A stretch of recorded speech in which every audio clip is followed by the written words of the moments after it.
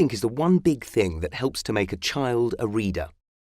One of the extraordinary things about reading that isn't talked about enough, I think, there's a lot of talk about how children learn to read and all of this, but actually, and what strategy might be best, but actually, what makes a reader a book? It's finding the book that you really want to read. And so that's the chemistry, that's the chemical moment when a child finds something that they really want to read. Teenagers can also be quite negative about reading. What do you think can help inspire teenagers to read?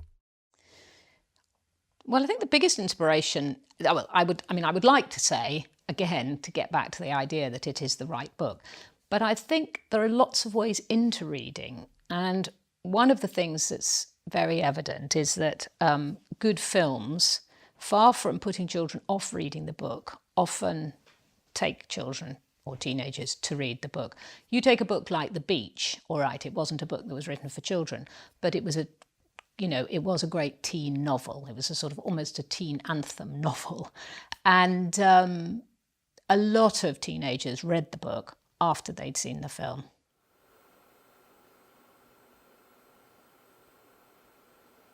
How do you feel about children reading books which are badly written? What I certainly wouldn't do is make judgments about quality of writing. One of the weirdest things that happens in children's books is that as soon as a child finds an author that they love, the parents tend to think it's not suitable, because they think if the child is loving it, it's too easy or too trivial or too whatever. And Jacqueline Wilson is a very good example of this. She's an author who girls particularly found and loved for years, and it's taken the parents a very long time to realise that she is a very good author.